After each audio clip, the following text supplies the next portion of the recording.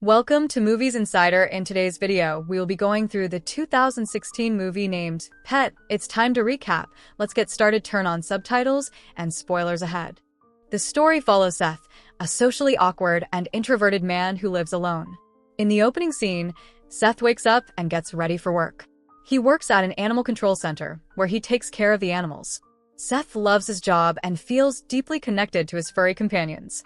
One day, on his way home, Seth recognizes Holly Garling, a former classmate from Westbrook High, on the Metro bus. He had a big crush on her back then. Excited, he approaches her and calls her by name, but Holly doesn't recognize him.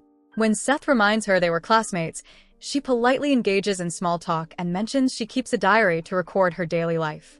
At the next stop, Holly gets off the bus. Later at home, Seth looks up Holly on social media and finds her profile. Noticing her relationship status is single, he becomes fixated. The next day at work, Seth asks the security guard, Nate, for advice on how to approach her. Nate tells him to be confident. Their conversation is interrupted by a nurse, who tells Seth to bring a sick German shepherd to the vet.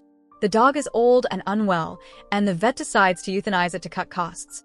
Seth is heartbroken but cannot do anything. After the dog is euthanized, Seth burns its body and removes its name from the cage.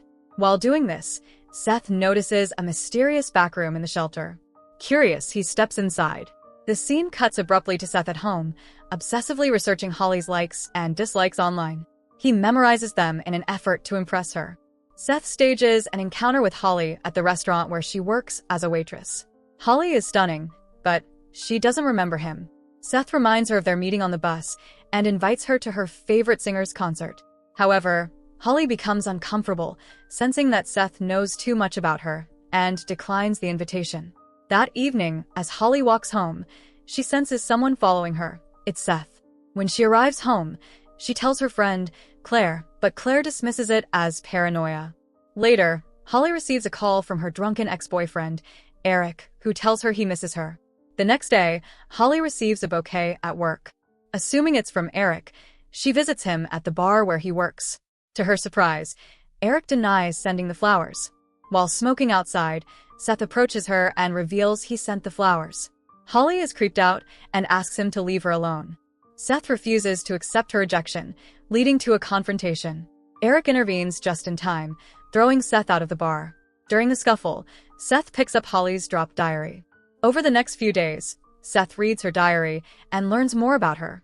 Meanwhile, at work, he revisits the backroom he discovered earlier and begins constructing a steel cage. He learns how to build it using online tutorials and steel sedatives from the medical room. Testing their effects, Seth injects himself and loses consciousness, confirming their potency.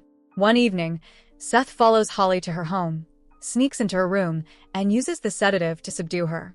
He kidnaps her and locks her in a box, which he drags to the shelter. Security guard Nate notices the box and questions him, but Seth diverts Nate's attention and takes the box to the secret backroom.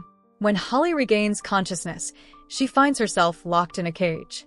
Terrified, she screams for help, but no one hears her over the barking dogs upstairs. Seth arrives and gives her a small pot for the toilet. Holly pleads with him to let her go, but Seth insists he's doing this for her own good. He leaves her alone again. Holly spends the day in captivity, scared and isolated. The next day, Seth checks on her and gives her food and water, ignoring her protests. Holly begins coping with her situation by talking to herself, imagining conversations with her former roommate, Claire. One night, while using the pot, a rat scurries into her cage. Initially horrified, Holly overcomes her fear, grabs the rat, and kills it with her bare hands. The next time Seth visits Holly, she asks if he plans to kill her. The psychopath calmly tells her he won't.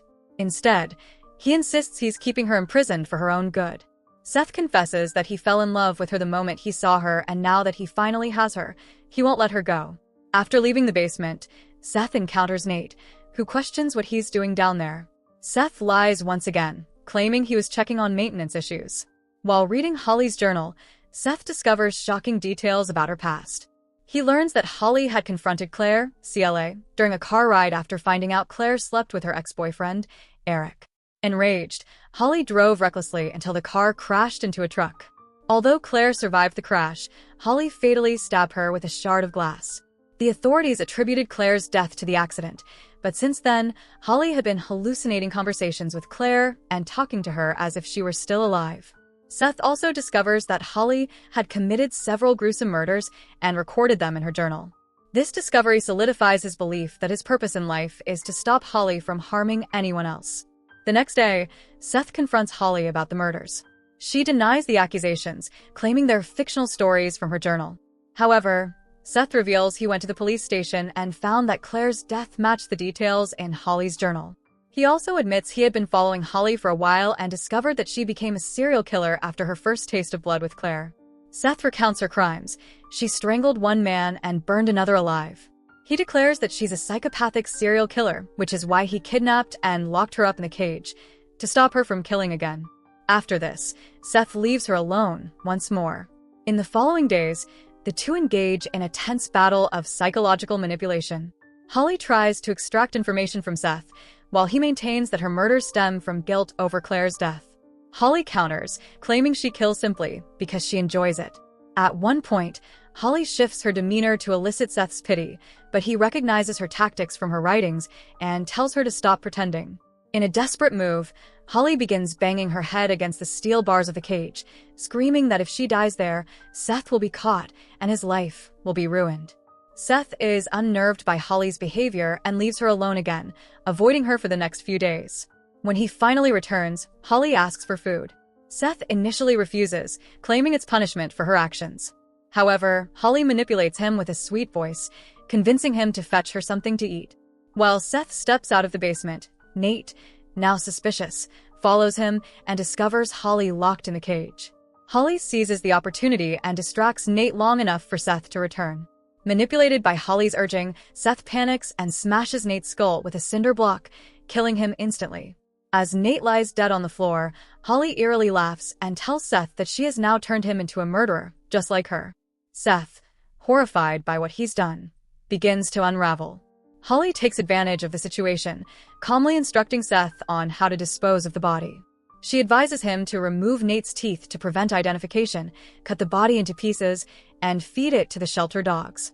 Seth reluctantly follows her instructions, burning the remaining body parts and wiping away his fingerprints. However, Nate's disappearance does not go unnoticed. The police begin investigating, questioning everyone at the animal shelter.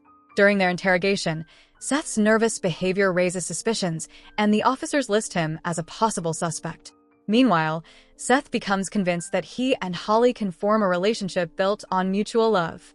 To prove his devotion, he cuts off one of his own fingers and presents it to her.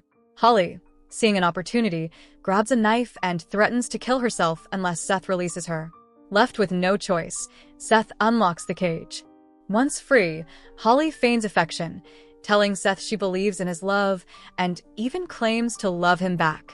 The two kiss briefly before Holly betrays him, slashing his throat. Seth collapses and Holly escapes the basement. Months later, Holly has moved on and is back with her ex-boyfriend Eric. Her journal entries, framed as fictional stories, are now being published by a vanity press. Despite finding evidence that Eric is cheating again, Holly decides not to act on it this time. Instead, she travels to an abandoned warehouse where it's revealed that Seth is still alive, imprisoned in a cage. Mutilated, mute from his throat injury, and subjected to endless torture, Seth serves as a vessel for Holly's murderous impulses. She thanks him for saving her by allowing her to channel her violent tendencies onto him instead of anyone else. So that's it. Hope you enjoy the story. Subscribe and press the bell icon for more videos.